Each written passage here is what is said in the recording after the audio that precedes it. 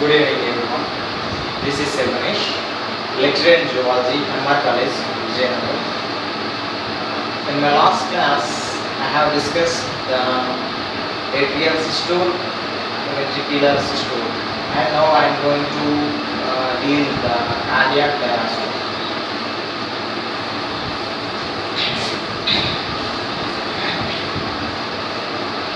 Okay, here.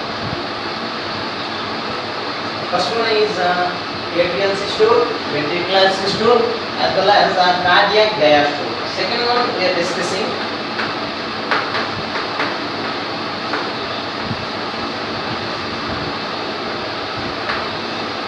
ventricular systole. Actually, ventricular systole it lasts. The duration of the ventricular systole is 0.3 seconds. 0.3 seconds. Whereas, if we observe the ventricular systole, systole which means a contraction. Here, ventricular systole means contraction of the ventricles. Contraction of the ventricles. In our last class, we have discussed this. Now we are going to discuss the cardiac diastole.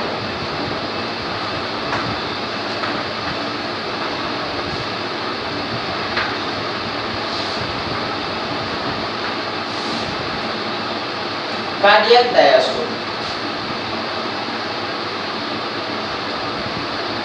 Okay. In the ventricular systole, here they are atria. This one is right atrium, this one left atrium, and downwards they are ventricles. Left ventricle and right ventricle. Okay. Contraction of the atria which leads to the entry of blood from the atria to the ventricles. In the same manner, the contraction of the both ventricles which lead to the entry of blood into the arches, which means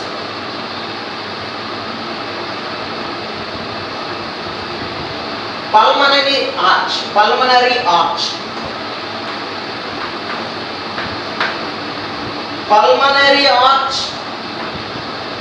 and systemic arch.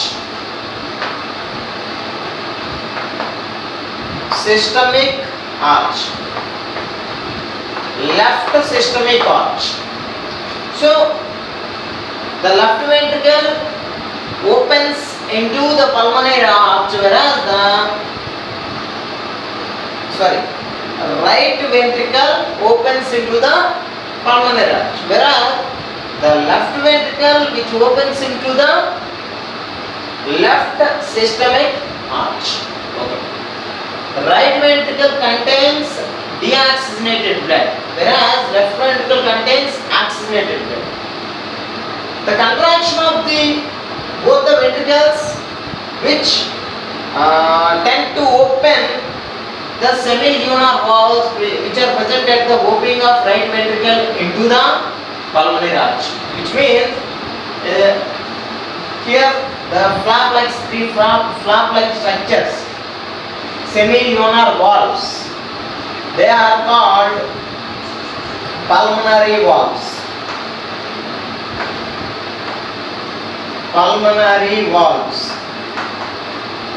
Here also systemic valves or aortic valves because the left systemic arch is also called aorta, greater aorta. It's the largest artery in our body. Left systemic arch is the largest artery in our body. Okay. Here, after the entry of the blood, okay, contraction, it was done in the ventricular systole. In the same time, meantime, the atrial systole is also performed. Atrial diastole. Which means when when these ventricles they get to contracted, at the same time the contracted atria they attain their same position. They come to their original position, which means the diastole, relaxation. It happens during ventricular systole. So simultaneously atrial diastole and ventricular systole they both are performed. So duration is also same, 0.3 seconds. Okay, right. And next, during this ventricular systole, to prevent the backflow from the ventricles to atria, the valves which are present at the right atrioventricular aperture and left atrioventricular aperture. Here the right atrioventricular aperture there are 3 valves present which are called tricuspid valves. Tricuspid valves. Here the left atrioventricular aperture, at the opening of left atrioventricular aperture there are bicuspid valves or mitral valves. Bicuspid valves or mitral valves present. They get closed to produce a sound which is called lup sound. They close to produce a sound lup during ventricular systole. So lup sound is produced during ventricular systole due to the closure of the tricuspid and bicuspid valves. Okay, to prevent the backflow. Next one is cardiac diastole.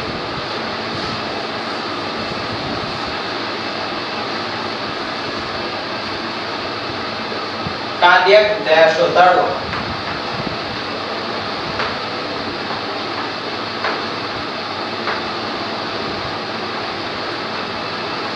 Cardiac diastole. Okay. Here the cardiac diastole, which means cardium means a heart. So after the contraction of all the 4 chambers, they get relaxed. They come to their original position, which is called joint diastolic condition of the 4 chambers. Here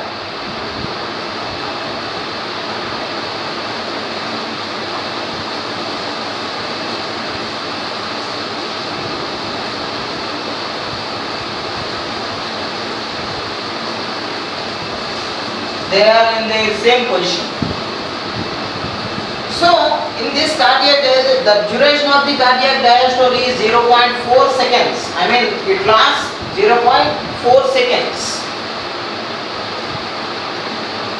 So the blood, the deoxygenated blood is present in the pulmonary arch, whereas the pure blood or oxygenated blood present in the left systemic arch or greater aorta. Okay. Here, once the arches receive the blood, deoxygenated and oxygenated blood, the ventricles they get their original position. They come to their original position. So to prevent the backflow from the arches to ventricles, the valves which are present at the opening of the right ventricle to the pulmonary arch and left ventricle to the systemic arch, they get closed. Okay, so then they close. They are closed during the diastole, I mean ventricular diastole. So to produce a sound, dup or dup. So dup sound is produced during cardiac diastole. So due to the closure of the semilunar valves, I mean pulmonary valves and aortic valves. So it is the cardiac diastole. So atrial systole, ventricular systole, cardiac diastole, they are all the activities of the Cardiac cycle. Cardiac cycle. So total duration of the cardiac cycle is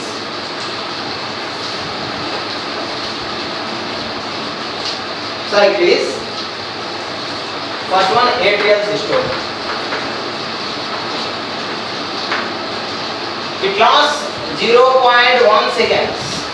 Second one is a ventricular systole.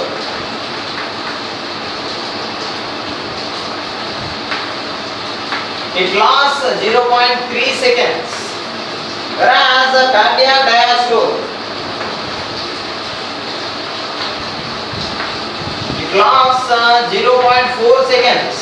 So hence we have to sum up all these. So we can get 0.8 seconds. It is the duration of the cardiac cycle.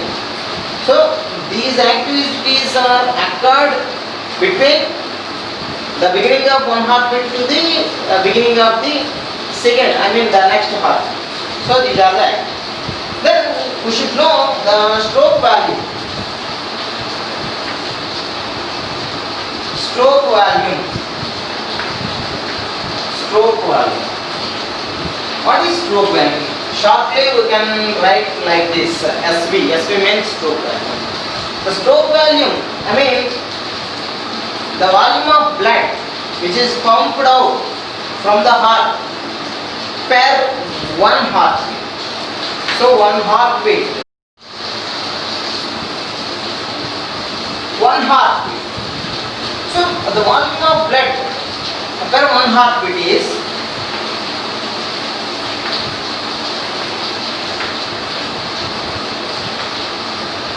is about 70 ml.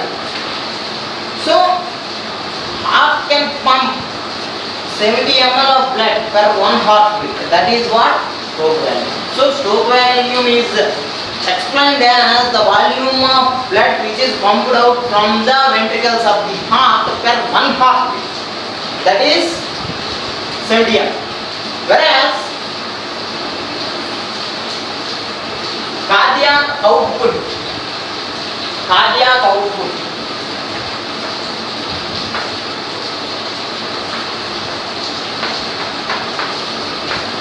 Shortly we can write COP. So cardiac output is equal to HR into SV. HR means number of heartbeats per minute. Number of heartbeats per minute into SV means stroke volume. So how many heartbeats are performed per minute? 72. Approximately 72 heartbeats in a minute we can calculate. So 72 into what is the volume of blood? Stroke volume is 70. So we can calculate this. We can get the value 50404 ml because we are taking this ml. So 1000 ml is equal to 1 liter. Approximately this is 5000 ml. So more than, little bit more than that. So approximately 5 liters. So the heart can pump approximately 5 liters of blood. Okay, this is about the functioning of heart. In the next class, I can explain you the double circulation and other new concepts. Thank you one and all. This is your Siraj.